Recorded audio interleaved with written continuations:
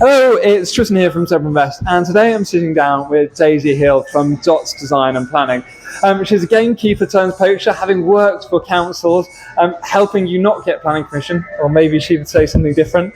And well, to be fair, she stopped me getting planning permission, and that's how we and we put in a planning application in Norwich. If you've seen and had a look through YouTube, you can see all my videos about High-Low Road earlier in my YouTube series.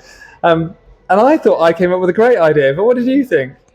What, for High-Low Road? Yeah. Well, I did like it, but policy it didn't go with the policy. So we had to toe the party line, and we seemed to be refusing it. But as a byproduct, I absolutely fell in love with you, and I thought, well, this is a fabulous guy. Love what you're doing, and hopefully I've redeemed myself now that we work together on this. I think just about. And I think actually it comes down to today's video, and we're talking all about whether it's working with or against planners. And I think in this case, I tried to put something together that I thought that we were really working with you to try and achieve what we wanted. You thought I was working against, and in the end, we did work against you to get our way. So what we're going to cover today is some people think planners are out to say no.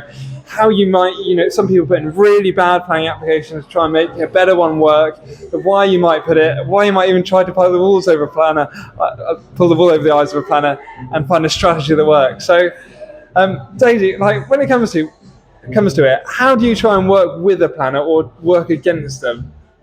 Okay. Hold the mic. I would say, in my experience, most people come to the planning process expecting a local authority planner to be against it. So I think the first thing is, whenever you're going through that planning process, that design process, come with the view that actually the local authority are there for their residents, and they're there to help you. They are there to serve you. And I think there also needs to be a level of respect. Planning officers are there to make a decision. Yeah. So if you have that respect on both sides, and you're not coming into it expecting them to throw everything at you, then you come in much calmer, and it can be a much smoother process. Okay. So a few tips for you there, then, maybe, because I'm not sure if that's how you approach it. I know some people who'll go in and they'll put a planning application in. So, for example, you've got a plot that can fit, say, 2 houses on, or you put an extension on, and actually they try and put the worst possible scheme on there. So then, actually, when they can come back with something nicer that you would approve. Is that a good idea? I think sometimes I like to think of it almost as if you're going through a divorce. So what you'll often find is you have 2 parties that go absolutely hell for leather from the get-go. Whereas actually, if you'd gone down that mediation route, if you've got a bit of common ground, if you're able to start from that point, it's a lot easier. Otherwise, you get to the end of the process, the applicant has had to compromise so much, the authority have had to really battle them, and you end up with something that doesn't feel good at the end of it. So I'm a great believer that I'll always advise clients to tell me exactly what you want, and I'll be really honest if I think that's a step too far. But also, let's try and push it as much as I think we can. Yeah. But bear in mind, this is probably where we will get to. So it's managing the client's expectations, and also you're not going to put something in that the authority are just going to look at and think, do you know what, I'm going to have trouble with this. You're just starting off on a better footing, I think. Yeah. So I try to put things, I think, in actually what the planners want to, or what planning authority are actually going to accept, because that's far easier. Granted, if I'm using permitted development and there's a little way around it, I'll try and use that to try and get myself in. But yeah, I've definitely seen developers who try to almost pull the wool over their eyes, and there's certainly ways that you might be able to work that, not like you were saying, but you could put, say, for example, in Norwich, I was saying the other day that you can putting an application in for, say, a 3-bedroom property with your intention of actually using it as an HMO, because the council probably won't like an HMO, but they'll like a family house. But I know, for example, in Southampton City Council, if you look down there, they don't want to lose any family houses. So actually, if you take a property that's already an HMO and then split it into flats, they're quite happy with that. If you've already got, but yeah, I think you're right. You talk with a planner first to work it out. So what would you say is the best strategy that's going to work to get planning permission?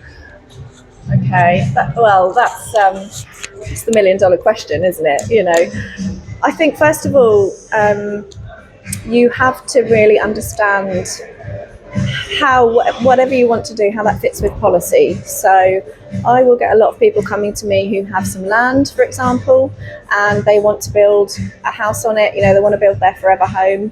Certainly within Norfolk, parts of Suffolk, that's really difficult. That's really difficult when you're outside of settlement boundaries, settlement limits, outside of development boundaries. So it's starting from that point of, you know, I'm a dreamer. I'm a massive dreamer. But I also know that you have to start from the bottom. And if something just isn't going to have any legs, you have to warn someone about that. So I think in terms of strategy, people often come to me as a planning consultant a little too late.